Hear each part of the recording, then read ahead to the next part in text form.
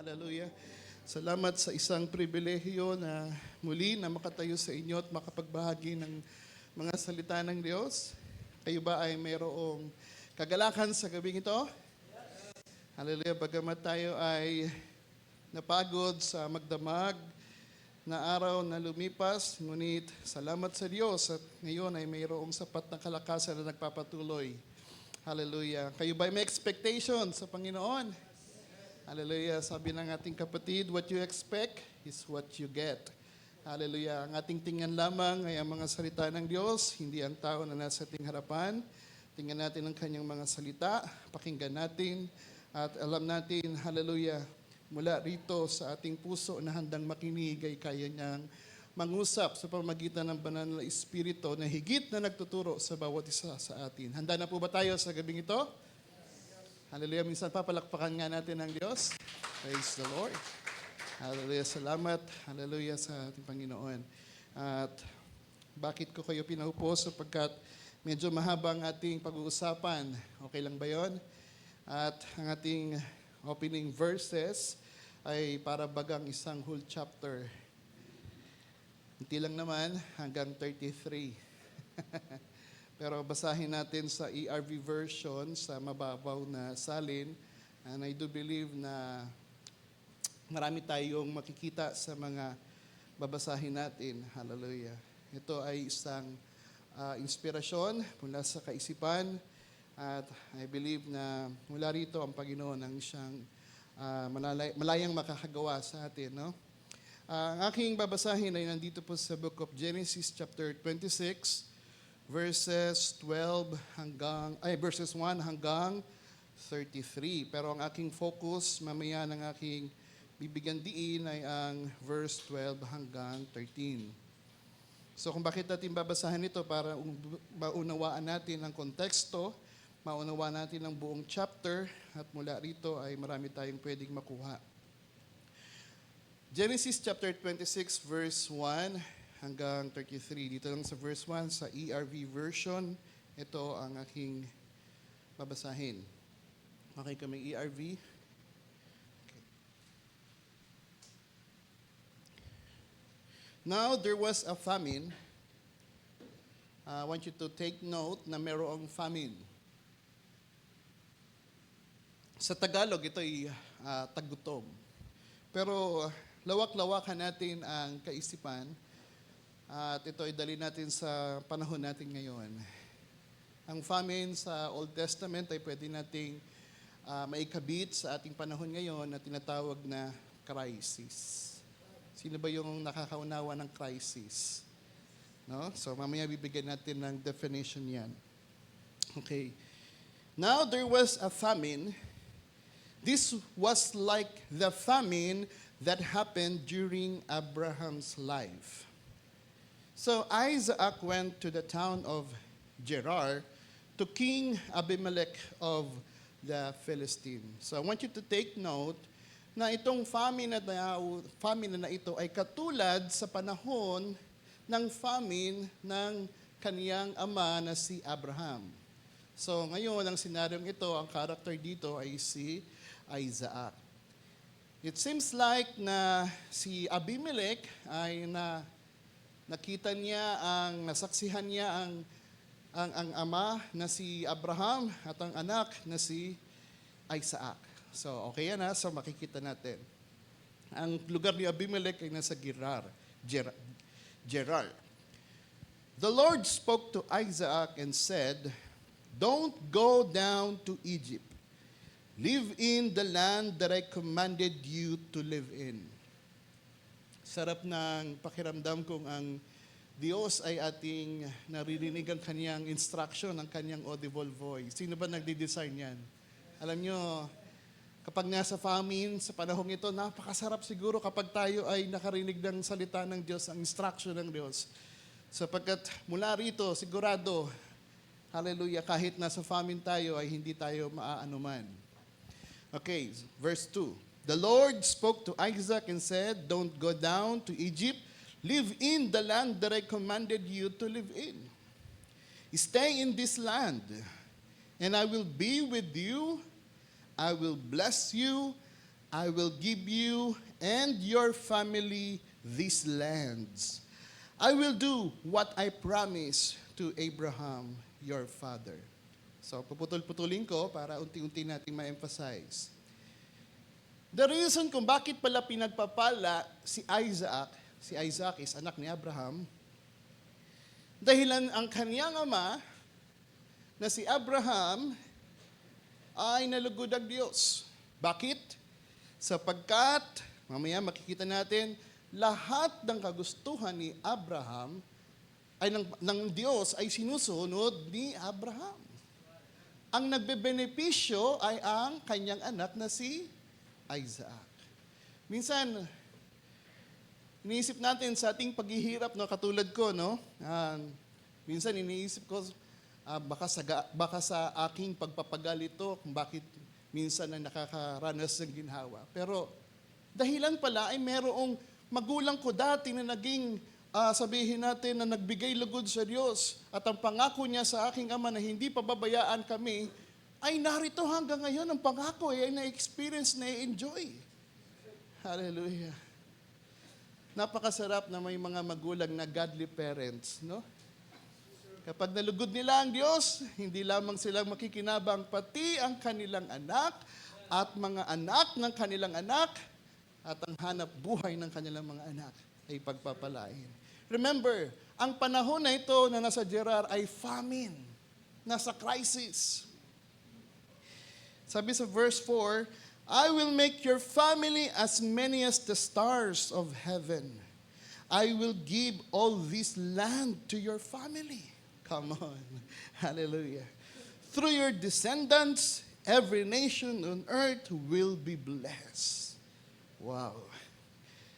Sabi dito ng Diyos kay Isaac, I will do this because your father Abraham obeyed my words and did what I said.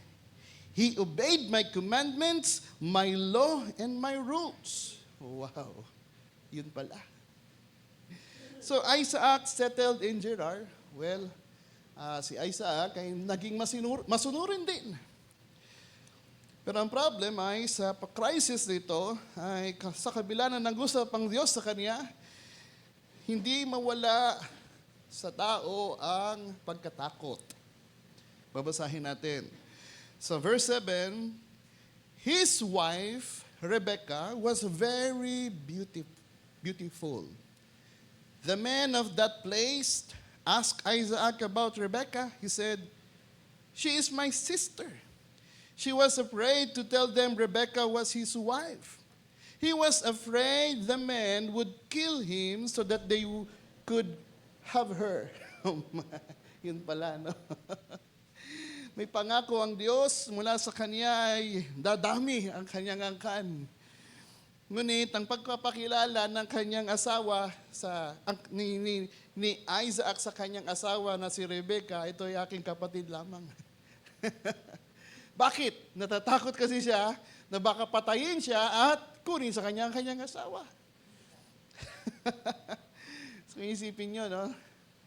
Talagang pag-crisis, ang mga tao ay sabihin natin nagiging wild.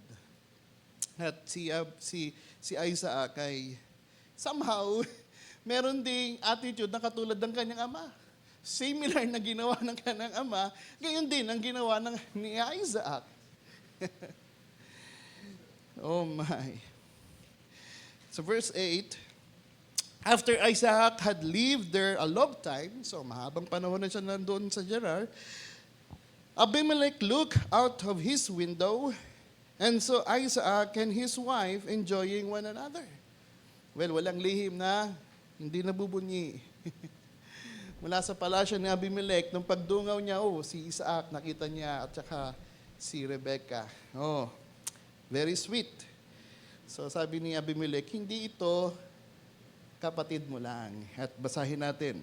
Abimelech called for Isaac and said, this woman is your wife. Why did you tell us that she was your sister? Isaac said to him, I was afraid that you would kill me so that you could have her. Ganun lagi ang mindset, no? Kapag sister mo, hindi ka papatayin. Pero pag asawa mo, papatayin para kunin sa'yo. Tama naman. Ganun ang ginawa ni David, di ba? Pinapatay niya si Uriah para makuha niya Bathsheba. Oh my. Oh my. So, sa verse 10, Abimelech said, "You have done bad things to us. One of our men might have had sex with your wife, then he would be guilty of a great sin."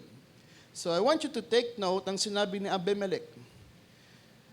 Ang sabi ni Abimelech dito, "You have done a bad thing to us."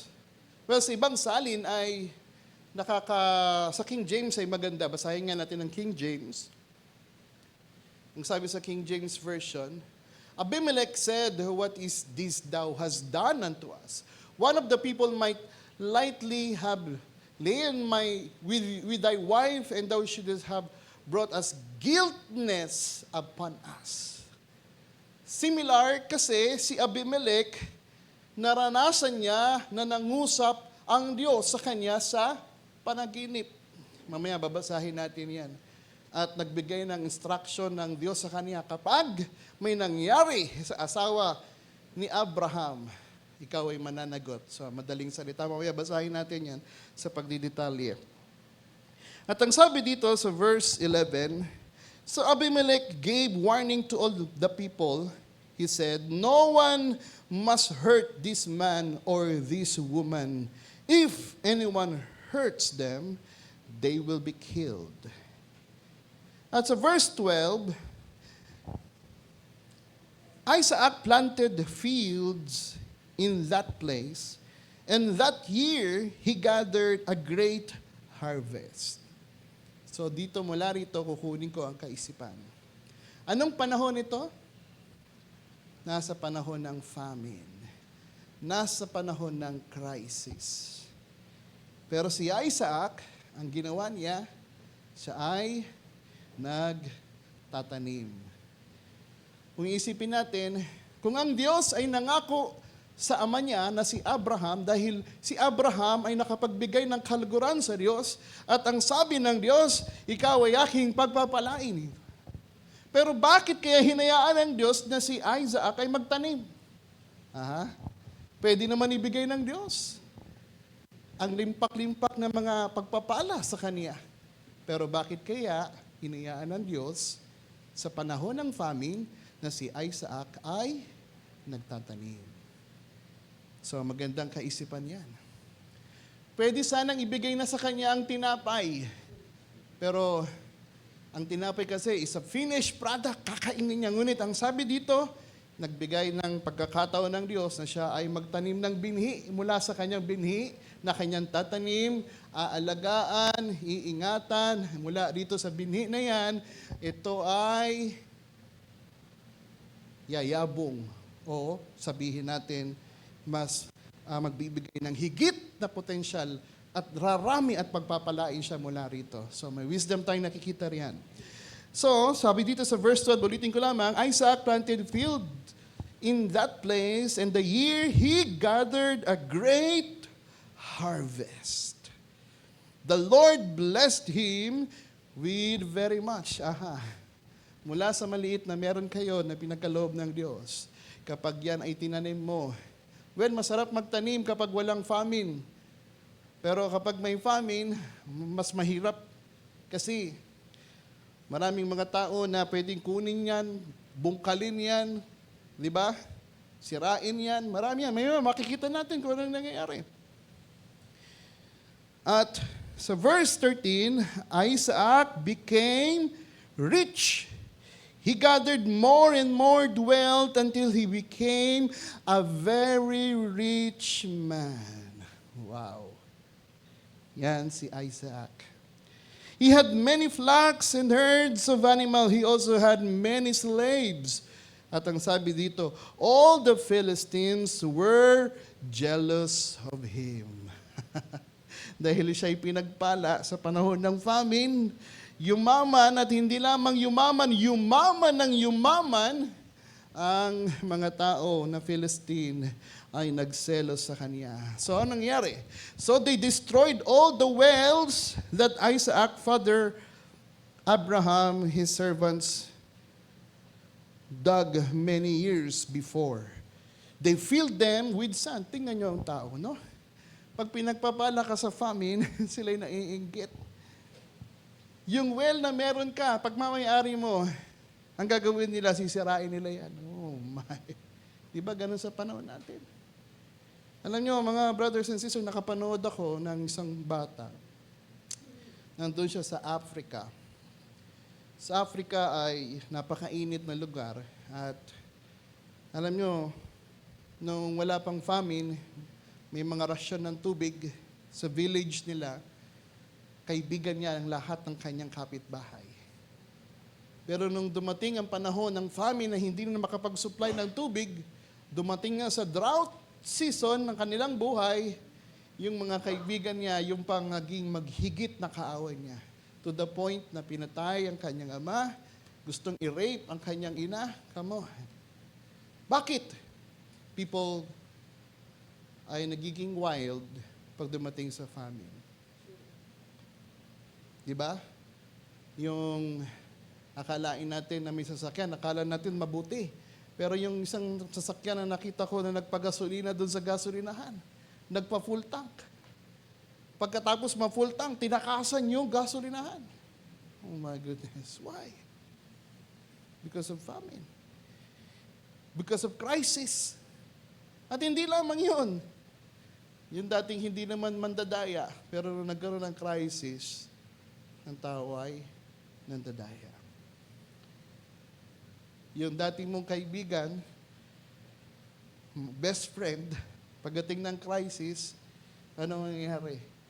Lolokohin ka pa. Di ba? So pinapakita lang ng crisis sa buhay ng tao kung ano talaga ang personalidad ng isang tao. Dahilan sa crisis, dumarami ang pressure in life.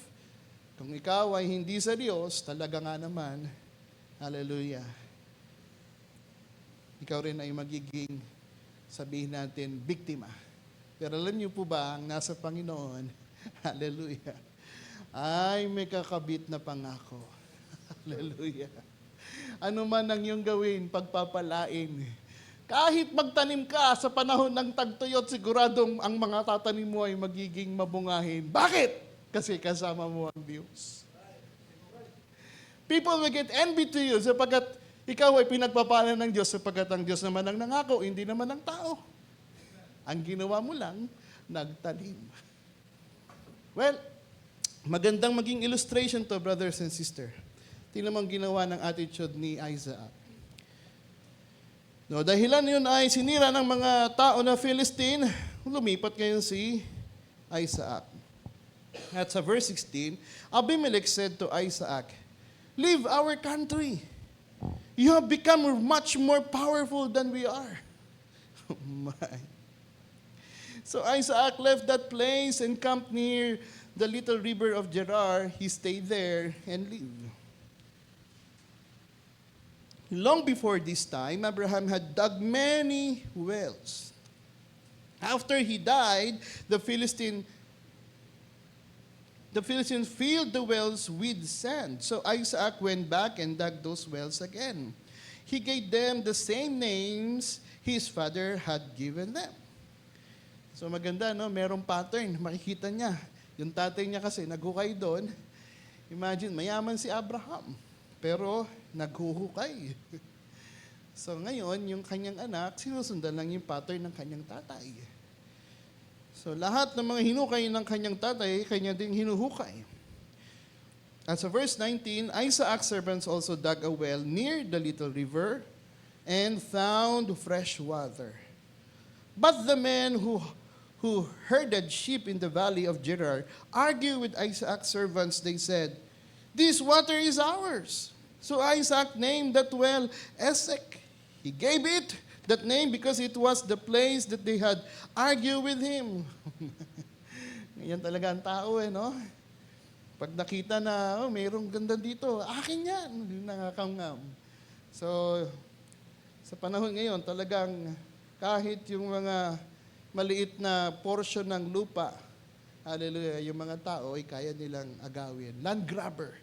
So hindi lamang, maraming example sa panahon natin ngayon na lumilitaw na makikita natin sa social media kung paano sila nagiging wild. Minsan pa ating basahin ang verse 21. And Isaac's servants dug another well, but there was an argument over this well too. So Isaac named that well Sitna, dalawa na. Isaac moved from there and dug another well. No one came to argue about this well, so Isaac named it Rehoboth. He said, now the Lord has found a place for us. We will grow and be successful in this place. From there, Isaac went to Beersheba. The Lord spoke to him that night and said, I am the God of your father. Don't be afraid. And I am with you, and I will bless you. I will make your family great. I will do this because of my servant Abraham.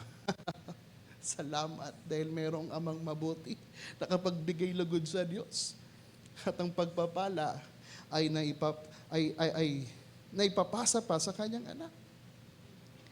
At ang verse 25, and Isaac built an altar and worshiped the Lord in that place.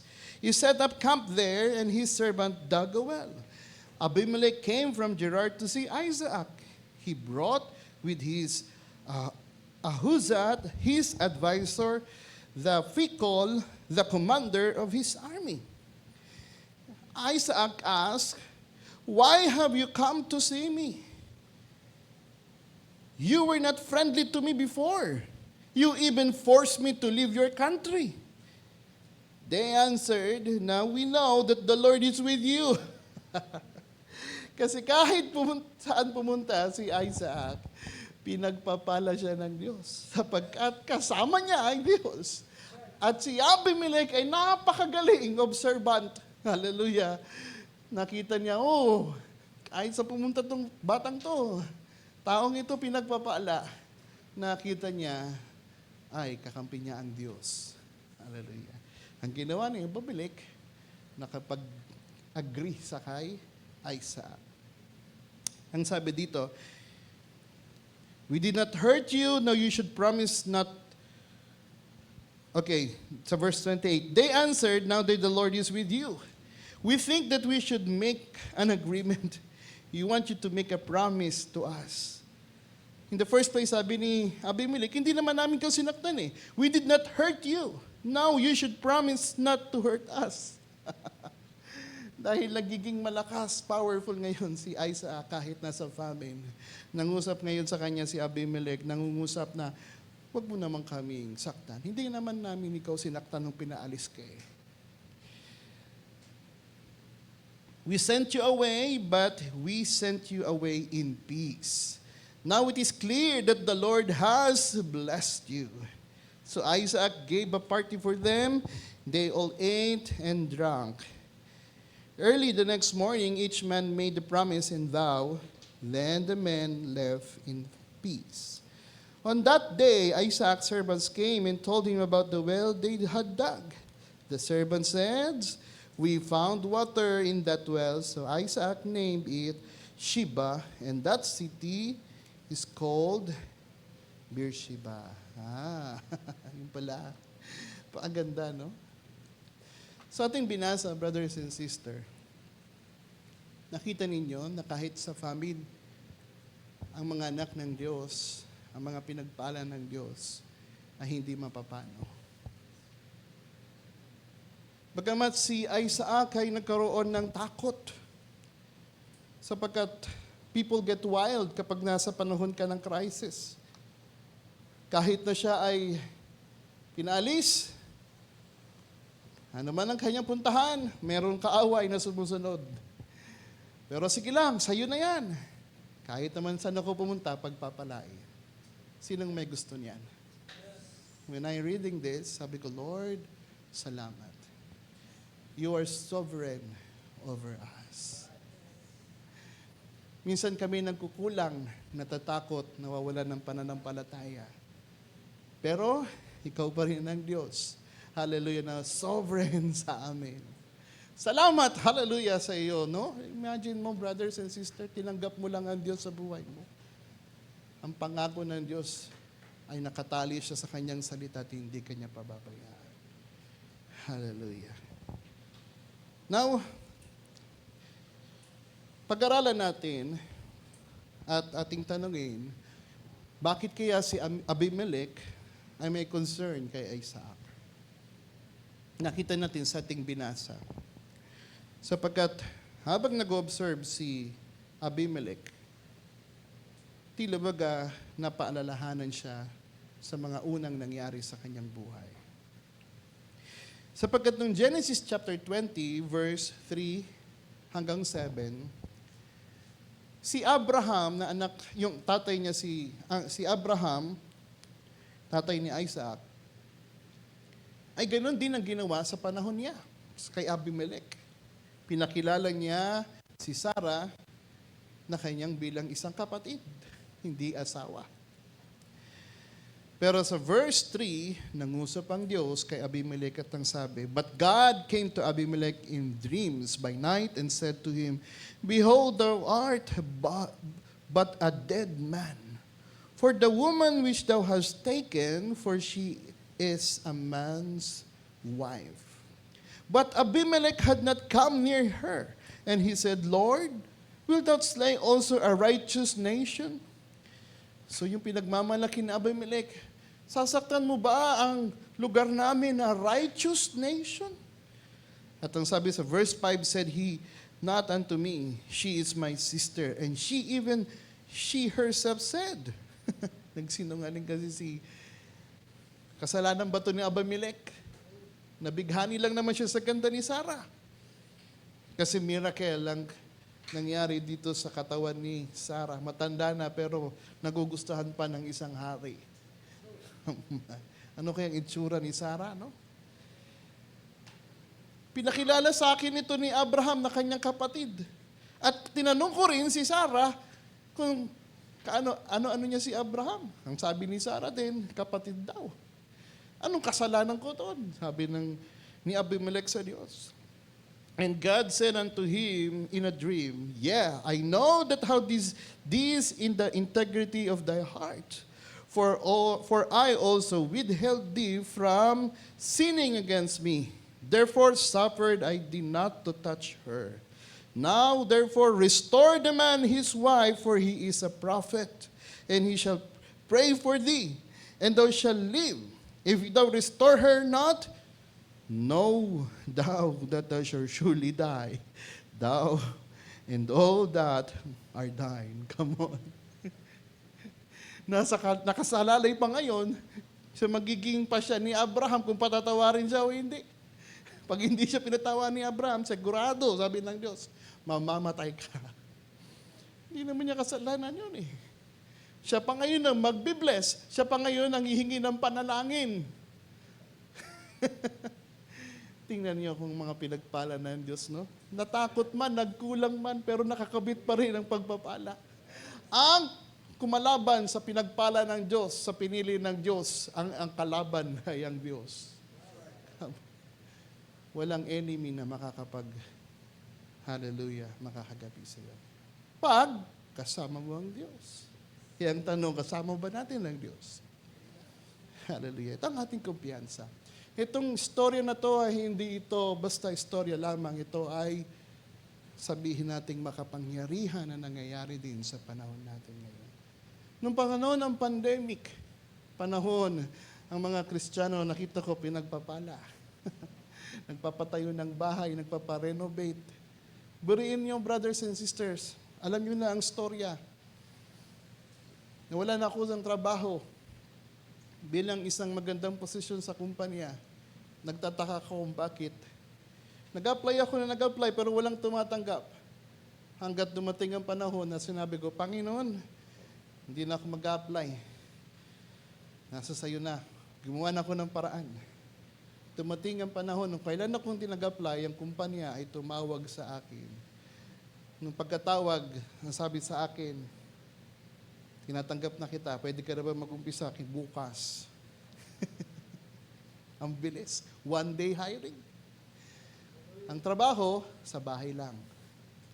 Hindi ko pa maintindihan. Well, sabi ko, okay lang. Nakapagtrabaho naman ako sa field ng matagal na taon. Subukan ko dito sa bahay lang. Pag sa bahay kasi, nagtatrabaho, ang kalaban mo lang ay yung pamilya mo. Kasi may istorbo sa opisina, meron ka pang cubicle. Pero natanggap ko din, mga tumagal ng panahon. Hanggang sa lubos kong naunawaan, dumating ang pandemic. Kaya pala, yung trabaho ko noon, hanggang ngayon, trabaho ko pa rin ngayon. Hallelujah, nagpapatuloy. Kasi hindi tao ang nagbigay, kundi ang Diyos At yun ay panahon ng pandemic. At sa panahon natin ngayon is another crisis in life. Tao, di na makalabas basta-basta. Anong ginagawa ng tao kapag lalabas sila? Computed. Pagdating ng ganito, ito, ang gasolina mauubos ko. Bawal maligaw. Kaya nga tayo may every other Thursday dito. Diba? It's a crisis. Pero one thing for sure, kasama natin ang Panginoon. Ano man ang maging desisyon natin, pagpapalain pa rin tayo ng Diyos Magkulang man tayo, ang Diyos pa rin ang siyang gagawa ng paraan. He is sovereign over us. Hallelujah. At nakita ito ni Abimelech sa panahon ni Isaac. Ito na naman yung nangyari noon. Kaya ang sabi ni Abimelech, sige, sabi sa verse 17 hanggang 18, so Abraham prayed unto God and God healed Abimelech. Pinag-pray pa siya ni Abraham. And his wife and his maidservants and they bear children. Nung panahon na yon, sinarado ng Diyos ang bahay-bata ng lahat ng kababaihan para siguradong hindi mabubuntis si Sarah kapag nagkaroon ng pagsisipig. Sapagkat merong, hallelujah, plano ang Diyos kay Sarah. Hallelujah. Sa verse 18, for the Lord had fast closed up all the wombs of the house of Abimelech because of Sarah, Abraham's wife. Kita nyo, na-curse bigla. Hindi na nga nabuntis sa mga babae doon sa panahon ni Abimelech. Imagine nyo, a righteous nation. Nakaranas ng sumpa ng Diyos dahilan sa pagkakasala na hindi naman niya alam. Can you imagine? Siya pa ngayon ang pinag-pray ni Abraham. Well, sa pinag-pray siya, pinagpala ngayon ang kanyang nasyon. Ang mga saradong bahay-bata ng mga babae noon ay nabuksan na. At nakita ito ni Abimelech kay Isaac. Wow. At nung nakita niya ito, nagkaroon siya rin ng takot. Baka mangyari pa ulit ang nangyari sa panahon na noon. Sapagkat, kung mababansin ninyo, ang binasa natin kanina sa Genesis chapter 26, verse 9 hanggang 10, ang sabi dito, then Abimelech called Isaac and said, behold, of surely she is thy wife, and other people might lightly have lain with thy wife. At ang sabi dito ng Abimelech, and thou shouldest have brought guiltness upon us. Baka naman sumpain na naman kami ng Diyos. Dahilan sa pagsisinungaling mo. Sabi ni Abimelech kay Isaac. Bakit naman ginawa niyo ni Isaac? Kasi nga natatakot siya. Sometimes Christians forced to lie dahilan sa pressure, dahilan sa crisis. Pero mabuti ang Diyos. Hallelujah. At nakita rin ni Abimelech, naobserbahan niya, lahat ng gawin ni Isaac ay pinagpapala. Ang maganda to Nakikinabag yung aming lupain dahil kay Isaac. Sabi yon sa Genesis chapter 26 verse 12 and 3. Then Isaac sowed in that land and received in the same year 100-fold, and the Lord blessed him. Come on. And the man waxed great and went forward and grew until became a very great. Oh my. At ang verse 28, ang sabi ni Abimelech, we saw certainly that the Lord was with you. Di mo kailangan sabihin, brothers and sister. Kahit na sa family, nakikita tayo ng ating mga kapitbahay na pinagpapala kayo. And that is the reason. Sabi ng kapitbahay ko, sa panahon ng crisis, magpapagawa ka ng bahay. Bakit? Ikaw lang ba ang may Diyos? At kami walang Diyos? Isa lang naman ang Diyos natin sinasamba. Bakit ikaw pinagpapala? Kami hindi. Come on, brothers and sisters. Kahit hindi mo sabihin, makikita ng mga kapitbahay mo, mga mahal mo sa buhay. Hallelujah. Na may Diyos na sumasayo, na nagpapala sa iyo.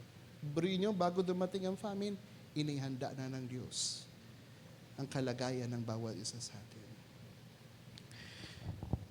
At sa pangatlo ay nakita rin ito ni Abimelech na magandang buhay pala to kapag kasosyo natin ngayon si Isaac. Kaya nakipagbigay siya ng treaty, kasunduan, agreement. Hindi ka naman namin inano, di ba? Hindi ka namin sinaktan. Although na pinaalis kita, pero hindi naman kita sinaktan na pinaalis. Ngayon, magkasundo tayo. Huwag mo rin akong saktan. Just imagine. Naging tuso rin,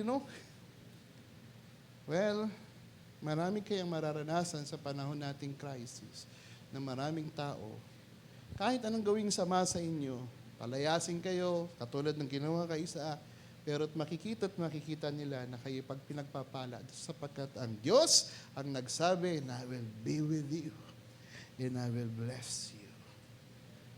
Ano man ang iyong gawin, pagpapalay. At yun, pag nakita yan ng tao, lalapit sa iyo yung mga tao na na-convince na ang Diyos ay sumasayo. Pero guess what? Huwag ka magtaka kung uutangan ka. Utang naman, Brad. Hindi mo alam ang pwedeng mangyari. Kapag pinagpapala ka, hindi mo may tatago. Ayan na. Yung mga dating hindi mo kaibigan, tatawag sa iyo, makikipagkaibigan sa iyo. May ganyan. Hindi mo man sila matagal nakausap, pero nung nakita nila yung buhay mo sa social media, aba, may ganito na. Ayan na, lalapit niyan sa iyo. Bakit, brothers and sisters? Sapagkat meron tayong buhay ng Diyos. Again, kung paano noon, ganun din sa panahon natin ngayon. Well, kung kayo magtataka, bakit di ko naman nararanasan? Maghintay ka. Panapanahon yan. Hindi mo sa kagustuhan yan, kundi sa kagustuhan ng Diyos yan. Tinitingnan ka ng Diyos, pagdating kaya ng famine, ano kaya magiging reaction mo? Are you fully convinced na nagtitiwala sa akin? Or, baka naman, nagpapanggap ka lang na nagtitiwala. Sapagkat dyan masusukat ang katapatan mo sa Diyos sa panahon ng famine. Diyan ka susukatin ng Diyos kung gaano ka nagtitiwala talaga. O baka naman nagtitiwala ka dahilan gusto mo ng pagpapala tulad nito. Diba? Mas matalino ang Diyos. Nababasa nga niya yung puso natin, tsaka yung haka natin. Hallelujah. Well, Proverbs chapter 16, verse 7.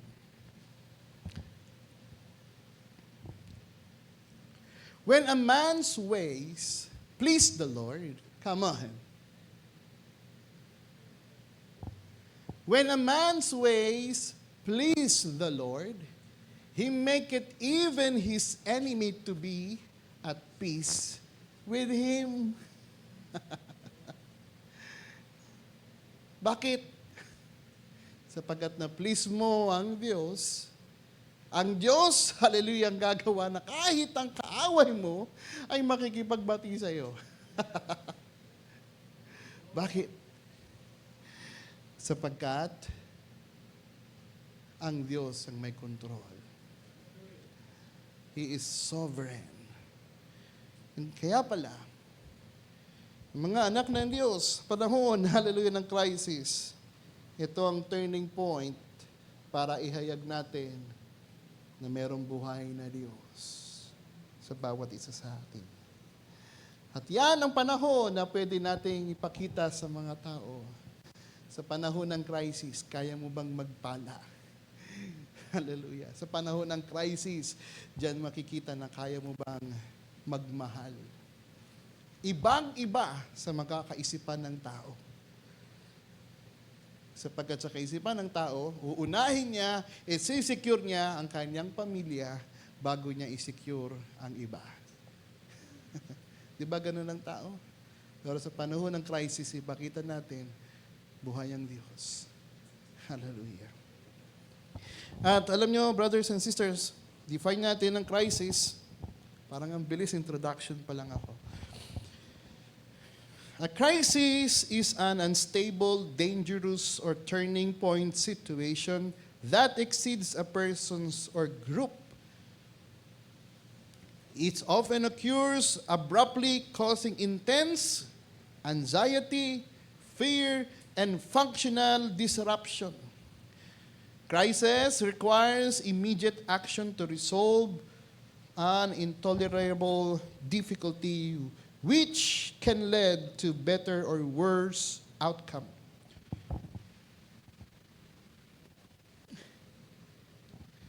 Siguro hindi naman natin kailangan i-expound ito sapagkat sa panahon natin, kitang-kita natin ang mga nangyayari sa panahon ngayon. Kay Brother Romy nga lang, di ba? May pera naman sila eh. Yung company naman nila may pera eh. Kayang bumili ng materyales. Pero nung dumating yung crisis, hindi nila kayang kontrolin ang crisis. Ano nangyari? Dumating ang pagkatakot sa kanila. Naghanap sa ba't ibang uri ng materyales na aangkop doon sa kanilang produkto. Sapagkat yung materyales na kukunin sana nila sa ibang bansa ay hindi makatravel papunta sa kanila. Kahit may pera sila, walang magawa. Pagdating ng crisis, kahit mayaman ka, kung wala namang gasolina na magbibenta sa iyo, di ba? Paano ka? Di ba? Ayun na nangyari. At maraming mga businesses na nag-penalize, hindi lamang sa panahon ng ating kapatid na kay Brother Romy, hindi lang yun. Isang maliit na porsyento lang yun na nating masisilip na ganito pa lang epekto ng crisis. Billions of dollars ang nawawala sa mga iba't ibang mga, sabihin natin na kumpanya. Dahil hindi nakapag-deliver ng materyales sa kanila, hindi sila makapagbigay ng produkto sa mga kliyente nila, nag-penalty sila ng malaki. At maraming mga, sabihin natin, businesses na nag-collapse. Why? Because of crisis. Ang crisis ay pwede natin may define sa mga iba't ibang aspeto. Pwedeng personal crisis or global crisis. Ang ating pinag-usapan ngayon ay global. Pero pwede rin natin sabihin na personal. Ano ba ang meron sa personal? Well, sa panahon natin, ang personal crisis ay maaari nating nasasabi na paano yan kung nawalan ka ng trabaho. Personal yan. Crisis yan. Nagkaroon ng ganitong war sa panahon natin ngayon, paano yan? Kung nawalan ka ng trabaho, anong gagawin mo? Crisis yan. Kahit marunong ka, kahit kaya mong gawin. Alam niyo, sa trabaho namin, hindi ko alam kung nagle-layoff, pero ngayon ang nangyari, isang project manager, biglang tinanggal ng boss ko. Bakit?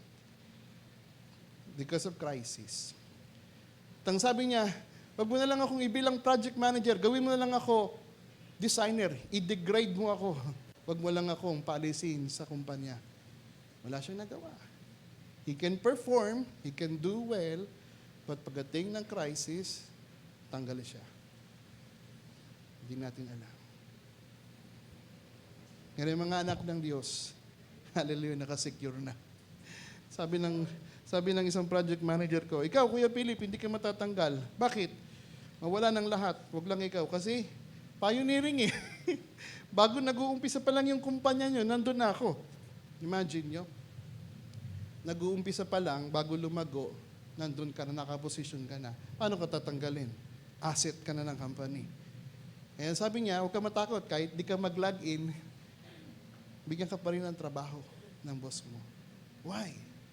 Kasi ganoon ang naging nakita. Pero I cannot imagine, pero hindi nyo naman siguro mawawala sa isang buhay Kristiyano ang tapat na mga lingkod niya. Tama? Dito tayo pupunta mamaya. Sapagkat hindi ako humingi ng overtime kahit na nag-overtime. Hindi rin ako sabihin natin na nagpapa-petiks lang. Kung may sinabing output, gagawin mo yung output. Tatapusin mo talaga. Well, kasi ang tunay na Kristiyano, hindi ang tamad. Pag pinatakbo ka ng isang milya, ang tatakbuhin mo 2 milya. Bakit? Sapagkat hindi ka nagtatrabaho sa tao, kundi nagtatrabaho ka sa Diyos. Kasi ang Diyos ang nagbigay, siyempre, kung sinong nagbigay, doon ka magtatrabaho. May personal crisis, wala akong ng trabaho, at meron ding, paano kung nagkasakit sa panahon ng crisis? May pera ka, pero wala namang makapunta na gamot para ikaw ay mapagamot. Diba? So maraming crisis, pwedeng global, personal. So lahat lang yan, kung isa-isahin natin, napakarami. Isipin nyo na ang pwede nyong isiping crisis sa inyong buhay. Pero isang crisis na nga natin nakikita. It's either crisis personal, crisis global. Pero lahat ng yan, hallelujah, kapag ang Diyos ay sa iyo, mapa-global man yan, mapa-personal man yan, hallelujah. Sabi ni David, lumaki na ako at tumanda. Wala ko nakitang isang righteous na namalimos. Sapagkat kapag ang Kristiyano ay humibig sa Diyos, ang sagot ng Diyos ay nariyan. Basahin natin. Sabi dito ni David, Psalms chapter 23 verse 4. Common verses. Yea, though I walk through the valley of the shadow of death, I will fear no evil. For thou art with me, and thy rod and thy staff, they comfort me. Hallelujah. Kaya pala, bakit ka matatakot kung kasama mo ang Diyos? Isaiah chapter 41 verse 10. Fear thou not, for I am with thee. Be not dismayed, for I am thy God. I will strengthen thee. Yea, I will help thee. Come on. Yea, and I will uphold thee with the right hand of my righteousness. Anong gagawin natin? Ano sasabihin natin sa tao? Ito tayo. Kakampi natin ang Diyos.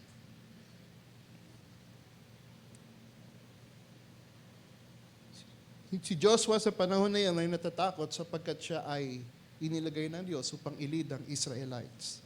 Sabi ng Diyos sa kanya sa Joshua chapter 1 verse 9, Have not I commanded thee, be strong and a good courage.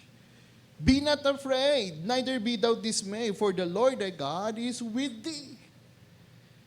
Whithersoever thou goest. Oh my.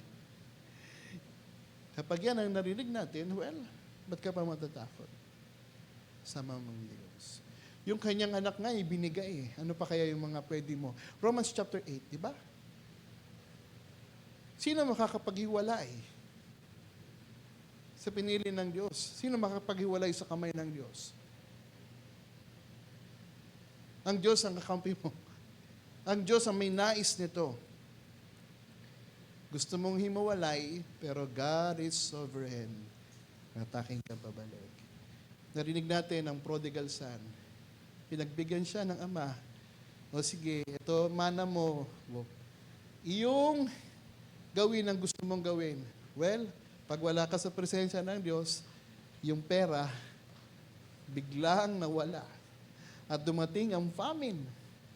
Ano nangyari nung nagkaroon ng crisis?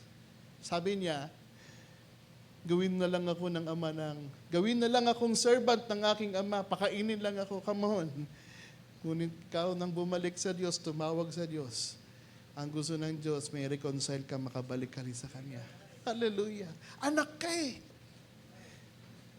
Inubos mo man ang kayamanan niya, sinaktan mo man siya, pero nang ikaw ay nagdesisyon na bumalik, ang kaisipan mo pa ay mali, Ang gusto ng Diyos, may reconcile ka muli sa Kanya.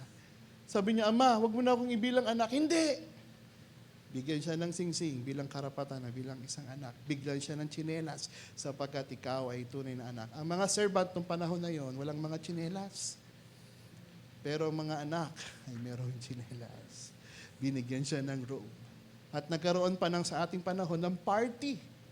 Nagpa-party pa ang kanyang tatay. Bakit? Kapag bumalik ang kanyang anak. Come on. At ang binabago niya ang ating mindset. Ang mindset mo na bilang alipin, gusto niyang baguhin na bilang isang anak na merong karapatan sa lahat ng meron sa kanya. Come on, brothers and sisters. Ganyan kabuti ang Diyos.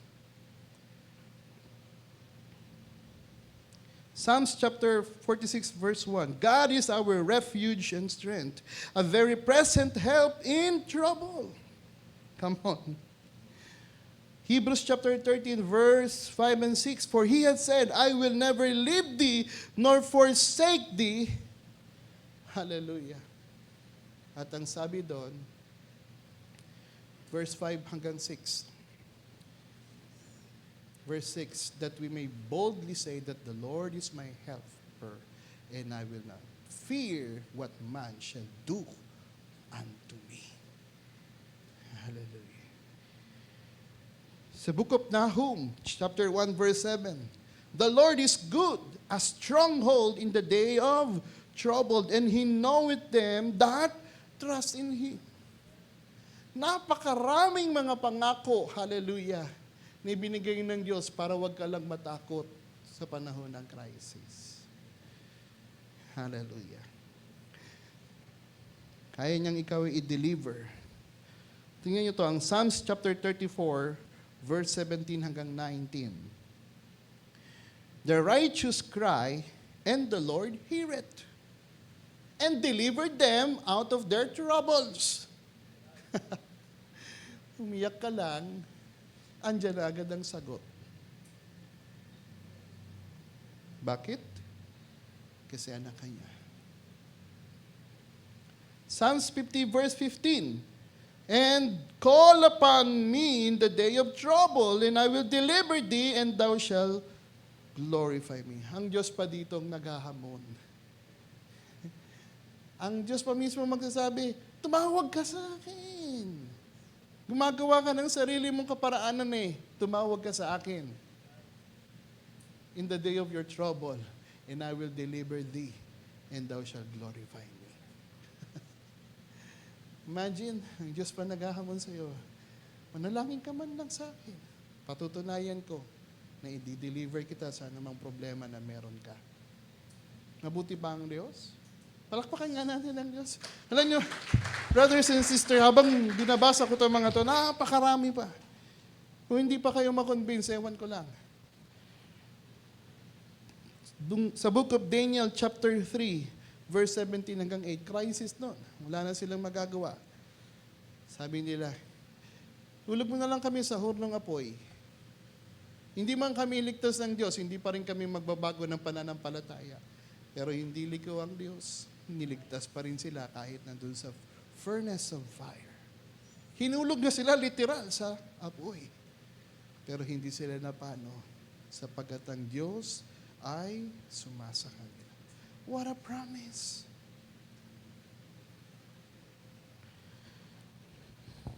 Si Daniel naging tapat. Chapter 6, verse 22. Hinulog sa lion's den. Tinanong siya ng hari, buhay ka pa ba, Daniel? Ang Diyos ko kasi nagsugo ng anghel Pipi lahat ng mga, pina-close lahat ng mga bibig ng mga leon. Come on. Hindi man siya nanalangin na magsugo ng anghel, ipasara ang mga bibig ng mga leon para hindi siya kainin. Ngunit ang Diyos, ang gumagawa ng kaparaan, He is sovereign over us. Napakadami pa, brothers and sisters. Ngayon, kung gusto mo pa, dagdagan pa natin. Ano bang gusto nyo? Gusto natin ng comfort? Bigyan tayo ng comfort ng Diyos. Hallelujah. Sabi niya, 2 Timothy chapter 1, verse 7. For God had not given us the spirit of fear, but power and in love and a sound mind. Hallelujah. Ang 1 Corinthians chapter 2. Pero tingnan nyo to, napakaganda ng sinabi ng 1 Corinthians chapter 2. Or rather, 2 Corinthians chapter 1. Nabaliktad lang. Verse 10. Sabi ni Apostol Pablo, who deliver us from a great death, and that delivered whom we trust that we shall be deliver us. At kung bababa tayo, kung tataas tayo sa mga verses, the God of all comfort, ay kinomfort si Apostol Pablo sa panahon na nakaranas siya ng trouble.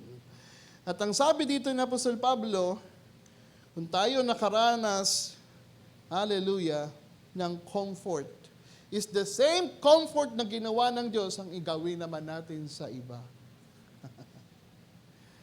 Alam niyo kung bakit kayo nagbibigay sa panahon ng crisis? Kasi binigyan kayo ng Diyos sa panahon ng crisis.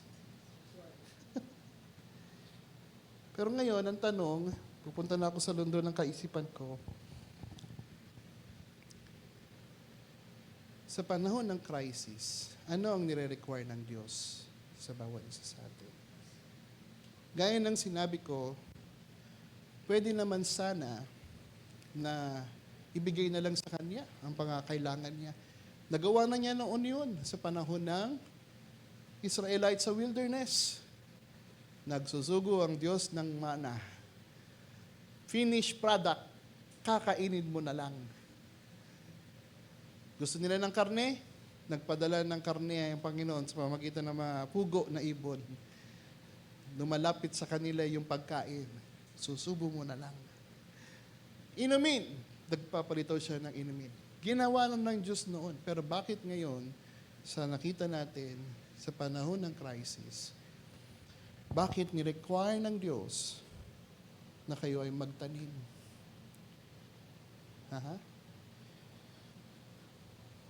Hindi nyo ba binulay-bulay yan? Bakit kaya sa panahon na pinakita ng Panginoon na magkakaroon ng famine sa panahon kay Joseph, bakit pa kaya na kailangan nilang magtanim, mag-harvest, mag-ipon? Pwede naman ibigay ng Diyos yun kapag gugustuhin niya eh. Bakit kaya? Yung binhi, walang ano man yan eh. Maliit lang yan. Pero once na yan ay iyong tinanim, may potential yan na lumaki o magkaroon ka ng great harvest. Alam niyo po ba yung nature ng crisis? Ano ang pinalilitaw nito? To be a good steward. To be a faithful steward. Ginawa tayo ng Diyos, hindi tayo para maging ownership ng mundong ito. Ginawa tayong ruler ng Diyos upang maging mga steward, mga managers. Hindi mo pagmamayari ang mga yan. Binigay yan ng Diyos na iyong pamahalaan. Sa panahon ng crisis, yan din ang dapat natin gawin. Sapagkat sa crisis, pwede ikaw na magpalitaw ng isang bagay upang ito ay magkaroon ng solusyon sa panahon ng crisis. Isang halimbawa na nagtanim sila Joseph at nag-umani at ito'y kanilang itinabi, nakinabang nang dumating ang famine, nakinabang ang maraming tao. Alam niyo po ba, ang nakinabang ngayon sa panahon ng war, yung mga merong vision.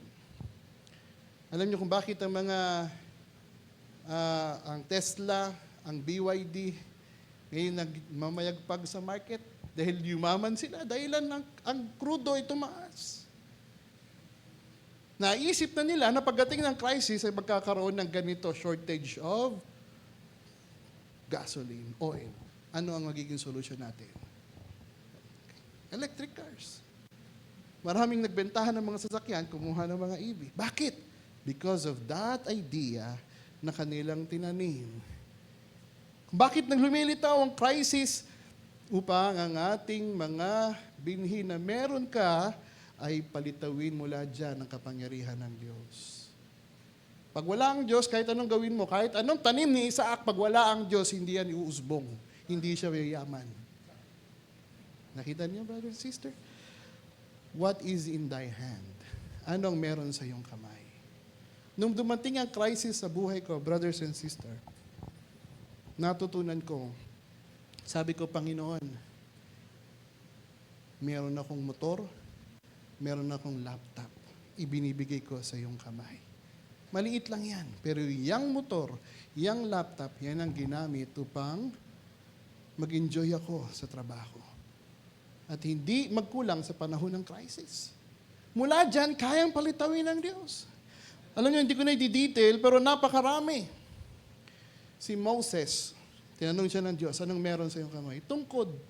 Mula sa tungkod na yan, ginamit ng Diyos ang tungkod na yan upang gawin niya ang kalooban ng Diyos.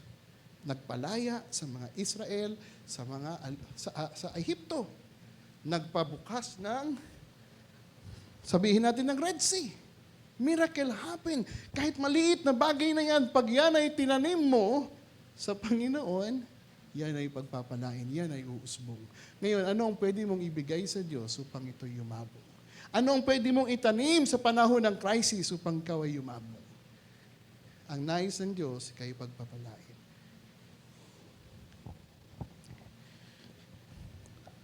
Sino bang nakakakilala kay Samson? Si Samson, meron siyang kapangyarihan na binigay ng Diyos na lakas. Pero alam niyo po ba, dumating sa panahon na dumami ang kanyang kaaway, ang ginamit niya ay maliit na bungo ng asno. Yun ang ginamit niya upang patayin ang 600 na mga Philistine. Can you imagine? Maliit lang yun eh. Pero yun ay ginamit niya at siya ay nanagumpay sa anumang uri ng kaaway.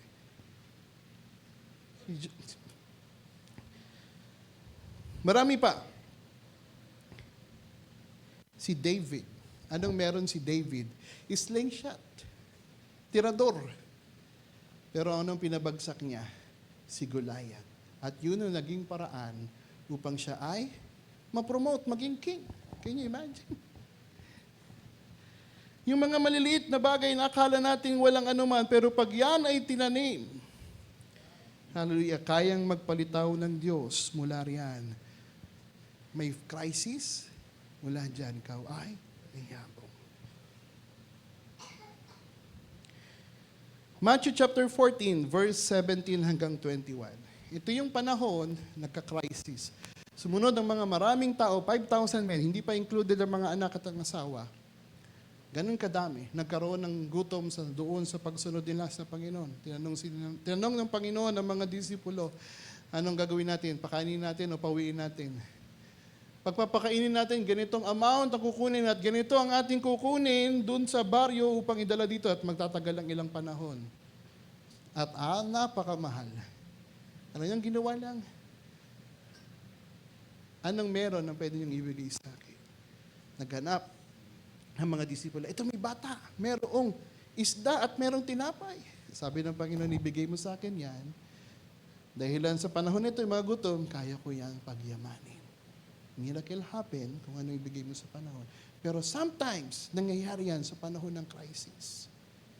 Bakit? Kasi, ang mga tao, ang mga isip ng tao sa panahon ng crisis, unahin ng isecure ang kanilang buhay. Kahit yung maliit, hindi nila ibibigay yan sa Panginoon. Pero yun palang hinahanap ng Panginoon. Yung maliit na yan ay kailangan niyang kunin para makagawa siya ng miracle sa iyong buhay. Itanim mo yan. Hallelujah. Yes, given na ikaw ay anak ng Diyos. Pero kailangan mong magtanim. Tingnan nyo, sa panahon ng crisis, yung babae na taga-Serapta, sabi sa kanya ni Elisha na prophet, ibigay mo yung huling dakot na harina at langis at lutuin at ibigay mo sa akin. Crisis yun. Pero dahilan, ginawa niya, sinunod niya, anong nangyari? Hindi sila nagkulang kahit sa crisis. Nag-enjoy sila ng pagkain sa panahon ng tagutom. Sino bang gusto niyan sa panahon ng tagutom na nag-enjoy? Oh my! Maganda siguro makikita sa I'm prophesying, no? Parang prophesying. Sa panahon ng crisis ngayon, magkakaroon tayo ng bagong church. Ayaw niyo yan? I'm prophesying. Why? Sapagkat narito tayo sa panahon na ngayon na ipapakita natin ang kapangyarihan ng Diyos. Hallelujah. Mula sa maliit na bagay, kaya niyang palitawin ng isang napakagandang bagay sapagkat ang titingnan ng Diyos kung gaano kang katapat sa Kanya. Hallelujah. Alam niyo, brothers and sisters, napakarami pa.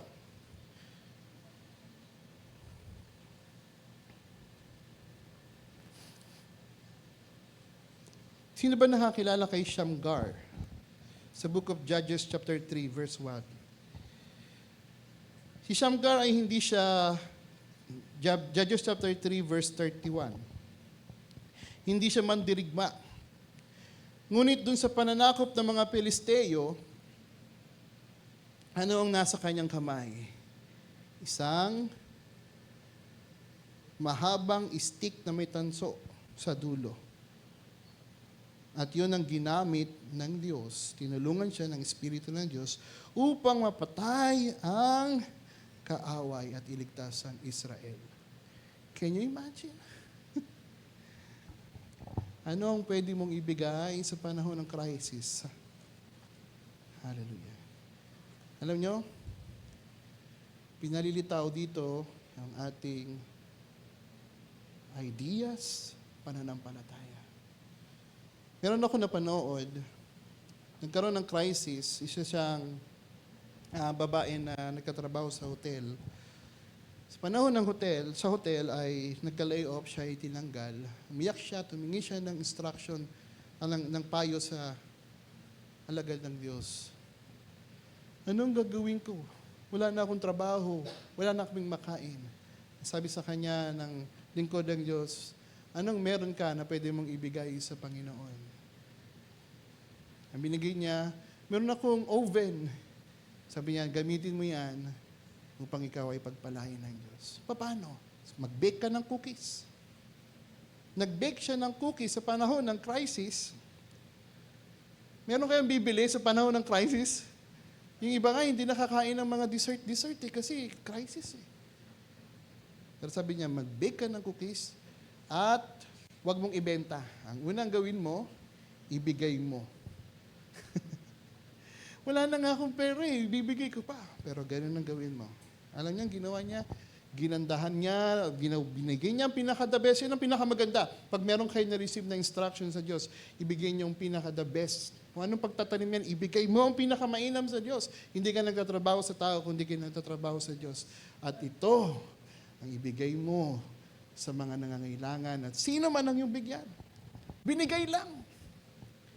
Nung nasa harapan, sabi sa akin, meron ka pa? This time, sabi ng pastor, huwag mong bigyan, presyohan mo. Alam niyo po ba yung mga drug dealer? Ganyan eh. Patitikimin ka muna ng libre. Once na natikman at masarap, ibang klase ito ah. Pag yan hinanap sa iyo, saka ngayon magpipresyo. Huwag mong taasan. Ang baba lang. Tingnan mo, bakit ang mga BYD nagmayagpag number 1 world sa selling ng mga electric cars? Bakit? Hindi naman nila tinaasan eh. Binabaan lang nila yung presyo. Yung Tesla ang mahal, pero yung BYD ay mura lang. Pero alam niyo po ba, number 1 na car dealer na maraming nabenta sa buong mundo. Why? Sa panahon ng crisis. At sila naging milyonaryo-bilyonaryo. Maliit lang, pero once niyang idea na yan, ay binigay sa iyo ng Diyos, sabihin natin, ano man ang iyong gawin kapag ika'y nasa Diyos ay pagpapalain.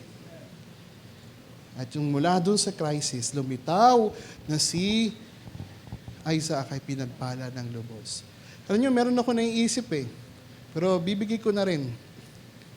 Nung ako ay nagpalinis ng aircon, hindi na po kami pumupunta pa ng shop. Nagsisearch lang ako. At maraming mga freelancer na mag-o-offer sa iyo na linis aircon, pupunta sa bahay.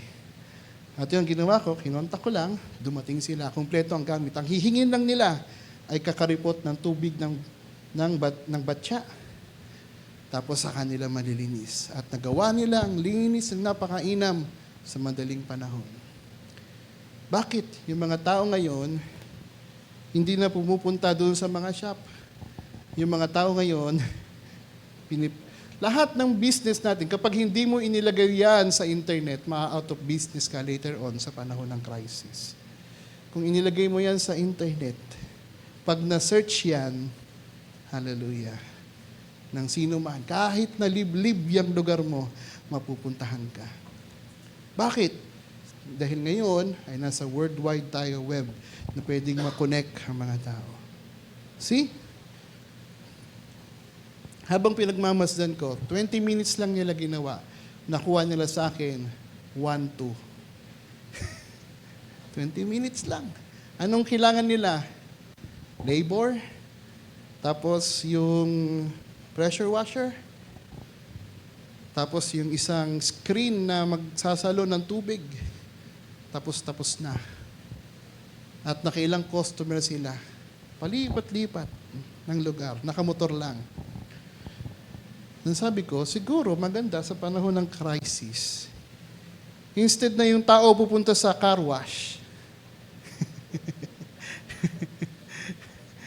pupuntahan na lang sila doon sa bahay nila. Hindi na sila naggasolina, di ba? Hindi na sila pipila. Imagine nyo yun. At hindi na sila mapapagod. Nakasave sila ng time, ng pera, at convenience sa kanila. Tapos singilin mo lang ng 120. Ang kailangan mo lang, electric bike na nagpa-powered ng solar, maliit na tinatawag na to na pressure washer. Pwede mong malinis yung isang sasakyan. Singilin mo ng 120. Napakadali. Kuha ka lang ng e-bike ngayon. Magkano lang? Bakit? Kasi yung tao ngayon ayaw lang lumabas. Pero kung ikaw, may concern sa kanila, hindi ka naman gagastos ng malaki kasi powered by solar o powered by electrical. Mas mura ang electricity. Can you imagine? Tapos napakamura. Imagine yan. Kung wala silang tubig, magdala ka ng drum, maliit na drum. Ikarga mo doon sa e-bike. Kasi nung pumupunta ako dito, parang yung pagkain na ganyang kalaki, kasya kay Brother Bernard na e-bike eh. So ganun lang amount. Pag natapos, puta ka ng ibang customer, kuha ka ng tubig o kuha ka ng tubig sa inyo, lipat ka kahit sa subdivision nyo, mauubos mo ang lahat ng mga tao. Basta gandahan mo lang ng linis. At saka yung sabon na gagamitin mo, quality din. Sisiguraduhin ko sa inyo, wala na pupuntang mga sasakyan sa car wash. Home service. See? Yung idea na yan, naisip ko lang, pag yan ay tinanim mo, pagyamanin mo yan. Sigurado naman siguro may pupunta riyan. See? Meron ka namang mga kaibigan. Bakit? Sa panahon ng crisis, nagiging creative ang tao. Pero that wisdom, that idea, ay nanggagaling sa Diyos. Dahil anuman ang iyong gawin, nabi ng Diyos ay pagpapalain. Bakit ni-require niya ang pagtatanim?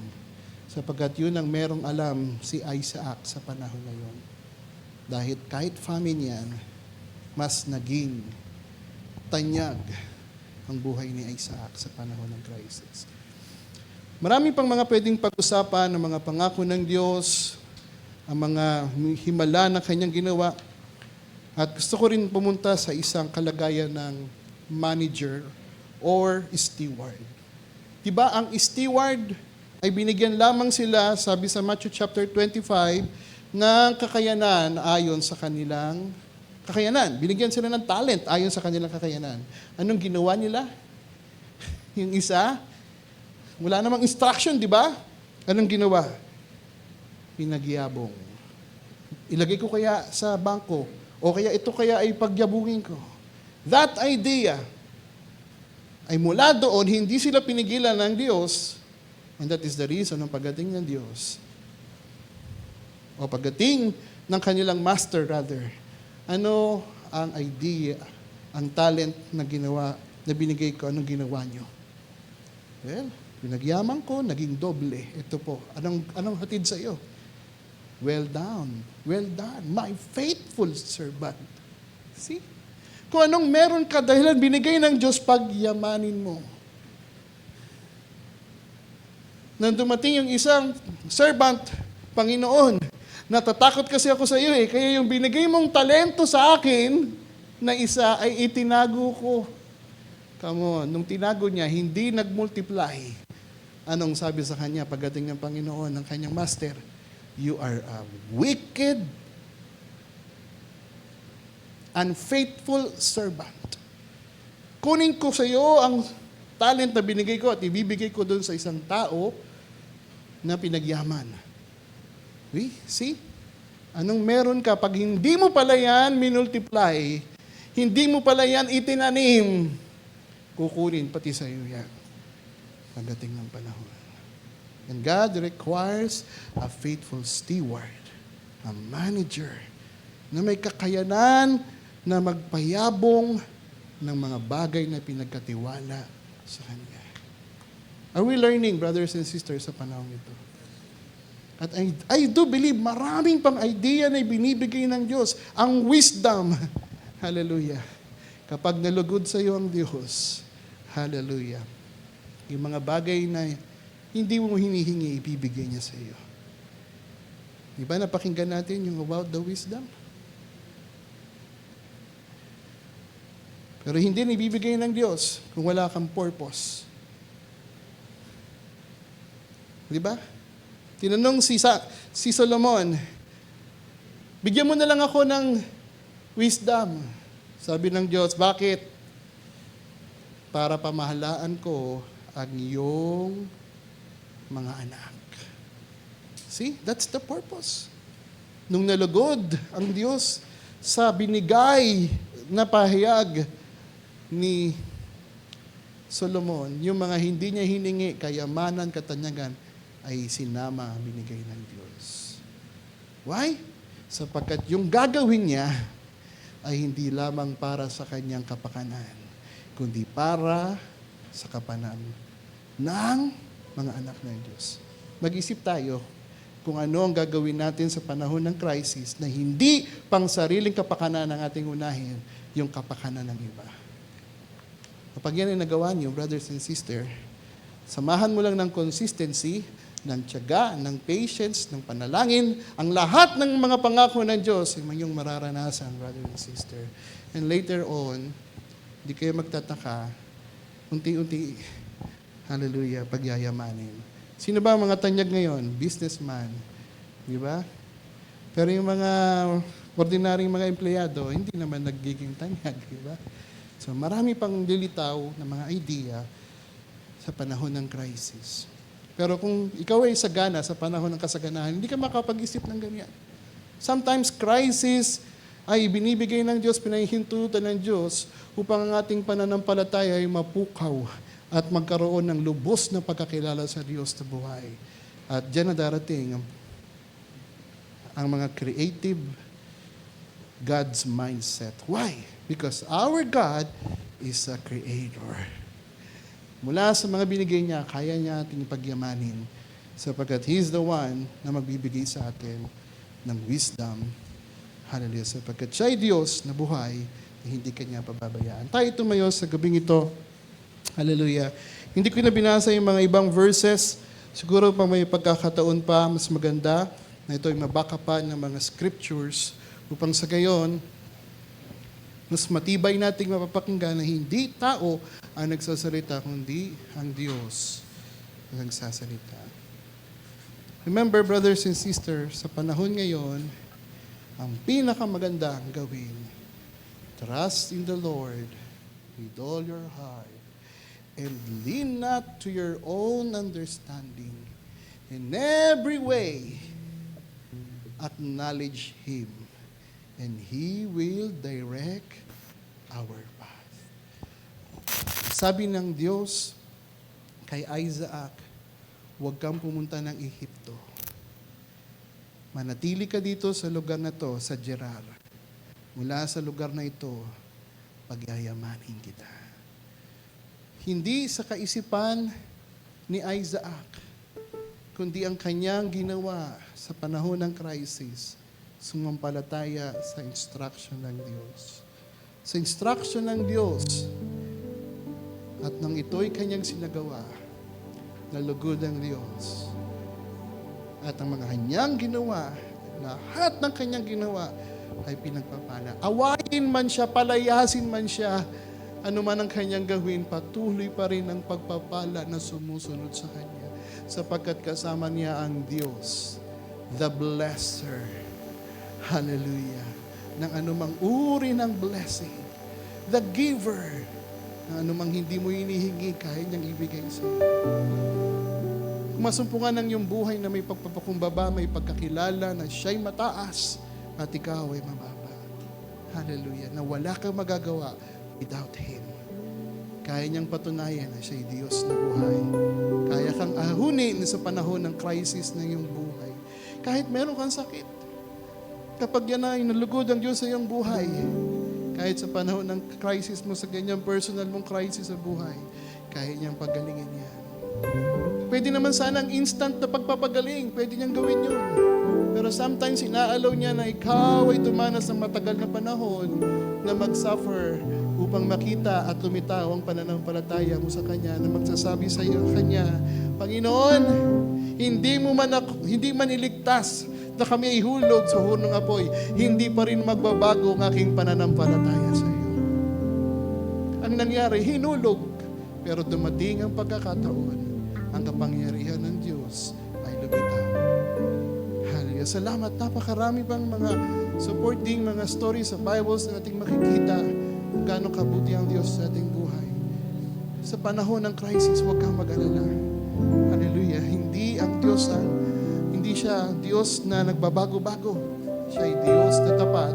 Kung anong sinalita niya, ipinahayag niya, ipinakita, pinaunawa sa iyo, ay Kanya itong isa sa katuparan sa kanyang kagustuhan. Once again, ating awitin ng sovereign us. Lord, salamat. Oh God, hallelujah, salamat sapagkat Ikaw ay sovereign. Hallelujah. Oh God, maraming salamat sa mga salitang ito. Bagamat ito ay simple, Panginoon, ngunit ito ay napakalaking, hallelujah, hallelujah, na ito ay, Panginoon, isang solusyon sa mga bawat mga iyong anak na nag-iisip ng mali, Panginoon. Lord, you are sovereign, Lord. And that is the reason, hallelujah, Ikaw ay naghahayag ngayong mga salita upang kami, Panginoon, hallelujah, kung ano ang iyong nais, kung ito'y mangyayari sa aming mga buhay. Kami ay mga tinawag upang kami ay magpala at hindi kami magpapala kung hindi mo kami pagpapalain ng lubos. At salamat, O Diyos, sapagkat you are the giver of blessings, Lord. You are the giver of wisdom. You are the giver of strength. Hallelujah. Salamat, O Diyos, sapagkat kailanman, hallelujah, hindi mo kami pinagkukulang. Salamat sa mga pangako na aming narinig. Salamat sa mga istorya na sa Biblia na ito'y nagpalakas sa amin. Ito'y mananatili lamang, Panginoon, hallelujah, na isang wisdom na iyong pinagkaloob sa gabing ito. At ito, Panginoon, ay mangyayari sa aming buhay kung kami ay masasampalataya sa iyo lamang. Lord, hallelujah, maraming salamat po sa iyong kabutihan. Salamat sa pagpapala ng iyong mga salita. Ikaw na po, Lord God, ang magpayabong nito sa iyong mga anak, Lord. Ikaw na po, Panginoon, o Diyos, hallelujah, ang magturo ng higit pa sa kanila, Lord. At mula rito, Lord, Ikaw ang magpapatunay na Ikaw ay Diyos na buhay. Ikaw ang Diyos, hallelujah, na hindi nagbabago noon, ngayon, at magpakailanman. Maraming salamat sa mga munting salita naming napakinggan. Sa iyo mawing mataas na parangal, pagdakila at pasasalamat. Humingi rin kami ng tawad sa aming kawalan ng pananampalataya. Humingi rin kami ng tawad kung kami ay natakot sa panahon ng crisis. Humingi kami ng tawad kung kami, Panginoon, ay humahakbang sa mga kaparaanan namin, Lord. Ngunit salamat, O Diyos, sapagkat Ikaw ang nagko-correct sa amin, Lord. Salamat, O Diyos, na Ikaw ay nagtuturo sa amin kung anong marapat naming gawin sa iyong harapan, Lord. Ikaw ay buhay na Diyos, makapangyarihang Diyos na gumagawa sa aming lakitan. Yours the glory and the honor and all the power. Sa'yo lamang, Panginoon, may balik. Bless mo ang iyong mga anak, Lord. I-bless mo ang iyong mga salita sa kanilang buhay. Ingatan mo kami sa aming pag-uwi, Lord. Baunin namin ang mga salita mo na may kagalakan. Ikaw po, Panginoon, Lord God, ang mag-inspired pa sa amin. We thank you so much, Lord. Salamat sa pribilehiyo, Lord.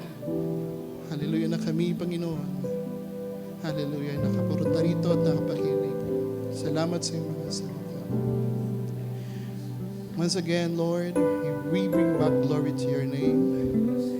In the mighty name of our Lord Jesus Christ, we are praying. Amen and amen. Praise God, praise God. Hallelujah. Ating palakpakan ng ating Diyos sa buhay.